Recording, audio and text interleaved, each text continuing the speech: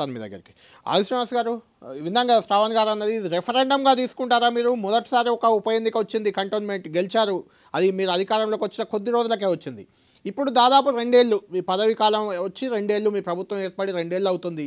కాబట్టి 2 ఏళ్లలో మీరు చేసిన పనులకు, మీరు చేసిన అభివృద్ధికి, మీరు చేసిన మంచికి, మీరు చేసిన చెడుకు, వాట్ ఎవర్ దేనికైనా రెఫరెండంగా ఈ ఉప ఎన్నికను తీసుకుంటున్నారా? మీరు తీసుకుంటారా? ఇప్పుడు ఇప్పటి వరకు జరిగినటువంటి ప్రతి అంశంలో కూడా ప్రజలు అధికార కాంగ్రెస్ పార్టీ వైపు ఉన్నారని చెప్పిన సందర్భాలు మనం చూసినాం. రేపు జూబ్లీ హిల్స్ ఎక్కడ ఉప చూసామండి? ఎన్నిక మీ కూడా కరీంనగర్ ఎమ్మెల్సీ ఓడిపోయారు కదా, గ్రాడ్యుయేట్ ఎమ్మెల్సీ. ఇప్పుడు గ్రాడ్యుయేట్ ఎమ్మెల్సీకి సంబంధించిన పరిణామాలు అప్పుడు మనం చెప్పినాం. ఆ రోజు జరిగినటువంటి తేనుల గురించి చెప్పడం జరిగింది. ఓకే, ప్రధానంగా మీరు హైదరాబాద్ బ్రాండ్ ఇమేజ్ కి దెబ్బతింటుంది హైదరాబాద్ లో అనే దానిలో అసలు హైదరాబాద్ లో కాంగ్రెస్ ఎక్కడ ఉంటుందని చెప్పని మాట్లాడినటువంటి తీరు, అంటే ఒకటే సీట్ వచ్చింది, మిగతా అన్ని సీట్లు కూడా రూరల్ తప్ప ఇక్కడ హైదరాబాద్ వాళ్ళలో కాంగ్రెస్ స్థానం లేదన్నప్పుడు కంటోన్మెంట్ గెలిచినాం, మీరే చెప్తారు కంటోన్మెంట్ గెలిచినాం అని. అవును. ఇప్పుడు కూడా జూబ్లీ హిల్స్ కూడా గెలవడానికి అవకాశాలు ఎక్కువ ఉన్నాయి. మీరు అక్కడ ఉన్నటువంటి ప్రజలకు సంక్షేమ కార్యక్రమం అందుతున్నాయి. వారు ఒక మాట ఏమన్నారంటే వంచన అనే పదం వాడింది. అసలు ఈ ప్రభుత్వం వచ్చినాక వంచన అనే మాటకు అర్థాలు గత ప్రభుత్వం చేసినటువంటిది ప్రజలకు చెబుతూ వంచన లేకుండా ప్రజలను పరిపాలించడం, ప్రజలకు సంక్షేమ కార్యక్రమం అందించడంలో మేము ముందున్నాం. వాళ్ళు 10 ఏళ్లలో 10 రేషన్ కార్డు ఇవ్వలే, మీ రేషన్ కార్డు ఇచ్చినాం, సన్న బియ్యం ఇచ్చినాం, ఇల్లు వాళ్ళు డబుల్ బెడ్రూమ్ అని ఇవ్వలేదు, ఇల్లు ఇచ్చే కార్యక్రమం చేసినాం. ఈరోజు జూబ్లీ హిల్స్ లో పేదవాళ్ళు ఎక్కువ, పేరు జూబ్లీ హిల్స్ అనేటువంటి పేరు పెద్దది, కానీ వాళ్ళు నివాసం ఉన్న వాళ్ళగా గతంలో పాట ఉంది, గల్లీలు చిన్నవి గరీబు అనేది పాటకు చిహ్నంగా కూడా అనేక జూబ్లీ హిల్స్ ఉన్నాయి. అక్కడ ఉన్న పేదలందరికీ 200 యూనిట్లు కరెంటు కూడా ఈరోజు ఉచితంగా అందుతున్న సందర్భం మనం చూసినాం. అంటే పేదలకు సంబంధించిన కార్యక్రమాలు కూడా జూబ్లీ హిల్స్ లో ఉన్నటువంటి వారికి అందని. దాంతో పాటు నేను ఒకటే చెప్పదలుచుకుంటున్నాను, సెక్యులర్ పార్టీగా ముందుకు పోతున్నటువంటి కాంగ్రెస్ పార్టీ వైపు అక్కడ ప్రజలు చూస్తున్న సందర్భం. రేవంత్ రెడ్డి గారు ముఖ్యమంత్రిగా ఆయన అనతి కాలంలోనే వైపు ఆర్థిక పరిస్థితి అంతంత మాత్రమే ఉన్నప్పటికీ, నేను ఇంతకుముందు ఒకసారి చెప్పిన 2014 అప్పుడు 78-80 కోట్ల అప్పు ఉంటే సంవత్సరానికి 6,000 కోట్ల వడ్డీ కట్టే పరిస్థితులు ఉంది. ఈరోజు 8 లక్షల కోట్ల అప్పులోకి వెళ్ళి నెలకు 6,000 వడ్డీ అసలు కట్టే పరిస్థితులు ఉన్నప్పటికీ ప్రజలకు ఇచ్చిన హామీలన్నీ ఒకటి అమలు చేసుకుంటూ పోతున్నాం. వీళ్ళేదో మొత్తం గ్రామాలలో డబుల్ బెడ్రూమ్లు కట్టించినట్టు, వీళ్ళేదో నిరుద్యోగ బుద్ధులు ఇచ్చినట్టు, దళితులు 3 ఎకరాలు ఇచ్చినట్టు, బీసీ బంధు, గిరిజన బంధు, దళిత బంధు ఏమి వీళ్ళు కూడా 10 సంవత్సరాలు పరిపాలించుకుంటే ఇంకే ఏ కార్యక్రమాలు పథకాలు కూడా వాళ్ళు అమలు చేయలేదు. మేము ఈ 21-22 మాసాలలో అనేక పథకాలు అమలు చేస్తూ ప్రజలకు విశ్వాసం వచ్చింది. ఏమని కాంగ్రెస్ పార్టీ ఇంత కష్టాలు ఉన్నప్పటికీ, ఆర్థిక పరిస్థితి బాగలేకున్నప్పటికీ ఒకటి తర్వాత ఒకటి చేస్తున్నట్టు. రేపు మేము పెన్షన్లు పెంచుకున్నది ఉంది, కొత్తగా పెన్షన్లు ఇచ్చుకోవాల్సింది, అది కూడా ప్రజలకు నమ్మకం ఉంది. వీళ్ళు ఒకటి తర్వాత ఒకటి చేస్తున్నారు, అది కూడా మాకు ఇస్తారని చెప్పండి. ఈరోజు 4th సిటీగా హైదరాబాద్ తీసుకోవడం చేసే ప్రయత్నాలు చూస్తున్నారు. ఈరోజు సాంకేతిక పరంగా కూడా, అంటే అటు ఎడ్యుకేషన్ కు ఒక పాలసీని, ఇటు వైద్యానికి ఒక పాలసీని, ఈ విధంగా ప్రతి రంగానికి గంటల కొద్ది కూర్చొని చర్చించి తీసుకుపోతున్నటువంటి వైనాన్ని ప్రజలు గమనిస్తున్నారు. కాబట్టి వాటన్నిటి ఫలితం జూబ్లీ హిల్స్ కాంగ్రెస్ పార్టీ అభ్యర్థి గెలిచి రావడానికి అవకాశం ఉందని చెప్పిన మాట చెప్పడానికి ప్రయత్నం చేస్తా ఉన్నాం. ఇప్పటికే వాళ్ళు తిరుగుతా ఉన్నారు, వాళ్ళు తిరిగినప్పుడు ఏదో మాకు నీళ్ళు వస్తలేవు అనేటువంటిది. అలాంటివి ఉంటే నిన్నటి దాకా ఉన్నటువంటి శాసనసభ్యుడు చెప్పాల్సిన సందర్భం అవునా కాదు చూడాలి. సరే, ఇప్పుడు వారు అకాల మరణం పొందారు, వారిపై మనం విమర్శ చేయడం కూడా భావ్యం కాదు. కానీ అక్కడ ఉన్నటువంటి సమస్యలకు శాసనసభ్యుడు లేడు కాబట్టి అసెంబ్లీలో అన్నాం, వారికి నివాళులు అర్పించినప్పుడు అక్కడి బాధ్యత ప్రభుత్వం తీసుకుంటుంది. అక్కడ ఏ సమస్య ఉన్నా ఆ సమస్య పరిష్కారం చేసుకోవడం కోసం బాధ్యత ప్రభుత్వం తీసుకుంటుంది చెప్పండి. ఎక్కడ ఏ ప్రజలు ఇబ్బంది ఉన్నా వాటన్నిటి కూడా అమలు చేసే బాధ్యత కూడా మేము తీసుకున్నాం. జూబ్లీ హిల్స్ ప్రజలు విజ్ఞులు, తప్పనిసరిగా ఈ రాష్ట్రంలో కాంగ్రెస్ పార్టీ అధికారులు ఉంది కాబట్టి కాంగ్రెస్ పార్టీ అభ్యర్థిని గెలిపిస్తే ఇంకా మరిన్ని అభివృద్ధి కార్యక్రమం నిధులు మా ప్రాంతానికి వస్తాయని చెప్పిన భావనతో మద్దతు ఇస్తున్నారు. అదేవిధంగా రేవంత్ రెడ్డి గారి ప్రభుత్వం చేసినటువంటి ఈ కార్యక్రమాలు ఇప్పుడు చెప్పినటువంటివన్నీ కూడా రాష్ట్ర నగరాన్ని 4th సిటీగా ఏదైతే మన కొత్త విధానంతో ముందుకు పోతున్నటువంటి సందర్భం కూడా తప్పనిసరిగా గమనిస్తారు, తప్పనిసరిగా ఆశించారు. మూసిదేవి ప్రక్షాళన కోసం చేసేటువంటి ప్రయత్నంగా పేదలకు అండగా ఉండేటువంటి కార్యక్రమాలు ఏవైతే చేయడానికి కోసం చేస్తున్నటువంటి ప్రయత్నాలు అవన్నీ కూడా చేసేటువంటి ప్రయత్నం మేము చేస్తా ఉన్నాం. ఈరోజు రోడ్లు గంతలు ఉన్నాయని అంటున్నారు వారు ఒక మాట. శ్రవణన్న, అరే 20 నెలల క్రితం వరకు మీరే అధికారం ఉన్నారు కదన్న, రోడ్లు గంతలు కూడా చూసుకోవాల్సిన బాధ్యత మీకుండే కదా. కాబట్టి ఆ గుంతలు ఏవైతే 22 నెలల్లో కూడా పడవచ్చు కదా, ఈ మధ్య పడ్డాయి ఉండొచ్చు కదా. దానికి చూస్తాను నేను అంటున్న వారు అనేది అన్ని గుంతలు అంటే ఇప్పటికిప్పుడు గుంతలు జనరల్ గా అలాంటి అవకాశాలు ఉండే అలాంటి ఉంటే కూడా రైట్, అది మాట్లాడదాం. శ్రీనివాస్ గారు మాట్లాడదాం. వాటిపైన కూడా వాటిని కూడా అధునాతన పద్ధతులు రోడ్లు వేసడానికి కోసం ప్రణాళికలు ఇప్పటికే హెచ్ఎండిఏ ద్వారా జరుగుతా ఉన్నాయి. అక్కడ కూడా జరిపే అవకాశం ఉంటుంది, ఇబ్బంది ఏం లేదు. ఇంకా చాలా ఉంది, మాట్లాడదాం. మీరు హైదరాబాద్కి ఏం చేశారు, వాళ్ళు ఏం చేశారు అన్ని మాట్లాడదాం. ముందు 1 by 1 ఒకసారి మాట్లాడిన తర్వాత మళ్ళీ రౌండ్లో మాట్లాడదాం. అది మీరు చెప్తున్నారు మాకు కాంగ్రెస్కు మధ్య పోటీ అని, బీఆర్ఎస్ చెప్తుంది కాంగ్రెస్కి వాళ్ళకి మధ్య పోటీ, అసలు బీజేపీ లేదు ఇక్కడ అని చెప్తుంది. ఏంటి అసలు కాంగ్రెస్ అంచనా ఏంటి, వాళ్ళకి ఎవరితో పోటీ అనేది ఆది శ్రీనివాస్ గారితో మాట్లాడదాం. Welcome back. ఆది శ్రీనివాస్ గారు విన్నారు కదా, దాసోస్ శ్రవణ్ గారు మీకు బీఆర్ఎస్కి పోటీ బీజేపీ లేదంటున్నారు. రఘునందన్ గారు బీజేపీకి కాంగ్రెస్కి పోటీ బీఆర్ఎస్ లేదంటున్నారు. అసలు మీరు ఎవరిని ప్రధాన పోటీగా భావిస్తున్నారు ఒక పాయింట్. రెండోదా, 2 పార్టీలు ఇండివిజువల్గా బరిలో దిగుతున్నాయి. మీరు మాత్రం జనసమితి, ఎంఐఎం డైరెక్ట్గా సిపిఐ సిపిఎం అన్నీ కలిపి దిగుతున్నట్టున్నారు. అదే సమయంలో బీసీ నినాదం ఒకటి ఎత్తుకున్నారు, అక్కడ బీసీని అభ్యర్థిగా బరిలోకి దింపాలని డిసైడ్ అయిపోయినట్టున్నారు మీరు.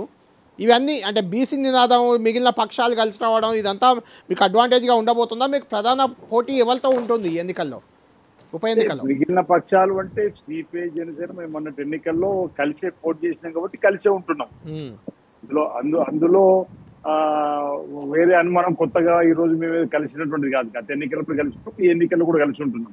అక్కడ మైనార్టీల సంఖ్య ఎక్కువ ఉంది కాబట్టి మైనార్టీలు లౌకిక పార్టీ అయినటువంటి కాంగ్రెస్ పార్టీ వెంట రావడానికి కోసం వాళ్ళు ప్రయాణం చేస్తారని చెప్పి మేము మొదటి నుంచి భావిస్తున్నాం. ఇంతకుముందు కూడా ఇప్పుడు కూడా ప్రయత్నం చేస్తున్నాం.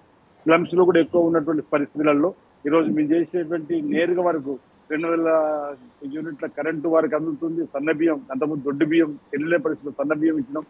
పేదవాళ్ళు ఉన్నటువంటి వారికి పొలాలు అందినాయని చెప్పండి. ఇంతకుముందు అసలు ఏం చేసింది కాంగ్రెస్ పార్టీ అనే సందర్భంలో ఓఆర్ఆర్ కట్టింది ఎవరు? కాంగ్రెస్ పార్టీ కాదా? ఎయిర్పోర్ట్ కట్టింది కాంగ్రెస్ పార్టీ కాదు. RRR కట్టే ప్రయత్నం చేస్తుంది కాంగ్రెస్ పార్టీ కాదా? ఆ రోజు మెట్రో తీసుకెళ్తుంది కాంగ్రెస్ కాదా? ఈ రోజు మెట్రో 4 వైపులు విస్తరించాలనుకుంటుంది రేవంత్ రెడ్డి గారు కాంగ్రెస్ పార్టీ కాదా? ఈ రోజు మూసీ ప్రక్షాళన చేస్తున్నట్టు కాంగ్రెస్ పార్టీ కదా? ఇవన్నీ కూడా ప్రజలు గమనిస్తున్నారు, ప్రజలు చూస్తున్నారు. మీరు అనుకుంటే ఎట్లా? ఈ రోజు మాకు పోటీ, సరే నాకున్నటువంటి సమాచారం మేరకు త్రిముఖ పోటీ ఉన్నప్పటికీ 2వ స్థానంలో బీఆర్ఎస్ రావడానికి అవకాశం ఉంటదేమనేటువంటి ఆలోచన నాలో వ్యక్తిగతమైనటువంటి అభిప్రాయం ఉంది. ఈ మధ్యలో నేను చాలా రోజులు జూబ్లీహిల్స్ వైపు పోలేను. ఏదేమైనా కాంగ్రెస్ పార్టీ తప్పనిసరిగా గెలుస్తుంది, అందులో ఏమాత్రం అనుమానం లేదు. ప్రజల మూడ్ ఈ రోజు అధికార పార్టీ వైపు ఉన్నదనేది మాత్రం స్పష్టం. ఎందుకంటే కార్యక్రమాలు చేస్తూ ముందుకు పోతుంది కాబట్టి మిగతా 3 సంవత్సరాలు ఇప్పుడు 10 ఏళ్ళు వాళ్ళ అధికారులు రఘునందన్ గారు అన్నట్టుగా 10 ఏళ్ళు వారి అధికారులు ఉండి చేయలేని పనులు 3 ఏళ్ళు ఏం చేస్తారని చెప్పినటువంటి ప్రశ్న రావడానికి అవకాశం ఉంటుంది. కాబట్టి తప్పనిసరిగా అధికార పార్టీ వైపు మొగ్గు చూపుతారు. సరే అన్నట్టుగా రఘునందన్ గారు మరో కేంద్రంలో అధికార పార్టీ ఉంది కాబట్టి మా వైపు రావడానికి అవకాశం ఉంటుంది. సరే మా ఇద్దరి మధ్యలో ఉంటుంది, వారి అంచనా కూడా కావచ్చునేమో, నేను దాన్ని కూడా కాదనలేదు. కానీ నేరుగా మాత్రం లబ్ధి పొందే రాష్ట్ర ప్రభుత్వం ద్వారా పొందేటువంటి అవకాశాలు మనకు ఫెడరల్ ప్రభుత్వంలో ఉంటుంది. కాబట్టి ఇప్పుడు వారు అనేది ఏదైతే జిఎస్టీ తగ్గించడం అనేది సంతోషం, పేద ప్రజలకు ఉపయోగపడేటువంటి విధంగా మనకు ఆ రోజు స్వాగతించడం. కానీ ఇప్పుడు ఆల్రెడీ ఈ జూబ్లీహిల్స్ ఉన్న వాళ్ళందరి దగ్గర టీవీలు ఉన్నాయి, అందరి దగ్గర ఇప్పుడు వాళ్ళు తగ్గించిన వస్తువులని ఇప్పటికే ఉన్నాయి. మళ్ళీ కొత్తగా కొనుగోలు చేయాల్సిన అవసరం లేదు. ఈ ఎన్నికల ముందు కొనుక్కుంటారని అనుకోవడం లేదు. కొత్తగా మళ్ళీ ఏదన్నా కొడుకు ఎదిగిన తర్వాత కొత్తగా ఇంటికి పోయినప్పుడు మళ్ళీ అవసరం పడతాయి సామాన్లు, ఏది సరుకులు. కానీ ఇప్పుడు నీకు అవసరం పడతాయి నేను అనుకోను. ఏదేమైనా డైరెక్ట్ లబ్ధి పొందేది మాత్రం ఈరోజు కాంగ్రెస్ పార్టీ ప్రభుత్వం వలన అక్కడ ఆల్రెడీ ఉమ్మడి 3 మంత్రులు కూడా అక్కడ తిరుగుతూ అక్కడ ఏమేమి సమస్యలు వాటన్నిటి కూడా అంటే ఇక్కడ మీకు ఒక సమస్య వస్తుంది. ఆది శ్రీనివాస్ గారు, కంపారిటివ్లీ బీఆర్ఎస్ కి బీజేపీకి కంపేర్ చేస్తే బీఆర్ఎస్ అభ్యర్థి ఆల్రెడీ ఖరారు అయిపోయింది, అక్కడ ఎలాంటి వివాదం లేదు. మాగంటి సునీత గారు ప్రచారంలో దిగిపోయారు. ఇక్కడ బీజేపీ కూడా పెద్దగా పార్టీలో టికెట్ కోసం పోటీ అనేది పెద్దగా కనిపించట్లేదు. ఎవరికి ఇచ్చినా వాళ్ళంతా సహకరించుకునేలా ఉన్నారు. మీ దగ్గర మాత్రం 5-6 అభ్యర్థులు పోటీ పడుతున్నారు. ఒకరికి ఇవ్వకపోతే ఒకరు సపోర్ట్ చేసే పరిస్థితులు లేవు. అటు అంజన్ కుమార్ యాదవ్ నాదే టికెట్ అంటున్నారు, ఆయన ఓపెన్గా స్టేట్మెంట్ ఇస్తున్నారు, నేను మొదటి నుంచి ఇక్కడ ఉన్నానని. పొన్నం ప్రభాకర్ను కూడా ఘాటుగా విమర్శించారు ఆయన, అంటే ఆయన ఇంకెవరికో సపోర్ట్ చేస్తున్నారనే కోపంలో. ఇటు నవీన్ యాదవ్, అటు విజయలక్ష్మి ఎవరో తెరపైకి వచ్చారు కొత్తగా, ఇంకెవరో ఇట్లా అధికార పార్టీ కాబట్టి మీకు టికెట్ రేస్లోనే కొంత ఇబ్బంది ఎదురవుతుంది కదా ఇప్పుడు. మరి ఇప్పుడు ఈ రోజే నోటిఫికేషన్ వచ్చింది. ఇప్పుడు అక్కడ వాళ్ళ వైపు ఒకరే ఉన్నారు అనేది ఓకే. ఇంకా 4-6 ఆశిస్తున్నారంటే ఇక్కడ పార్టీ బలంగా ఉంది, ప్రభుత్వం ఉన్నది కాబట్టి టికెట్ ఇస్తే మిగిలిన 5 ఎట్లా ఉంటారు అనేది క్వశ్చన్.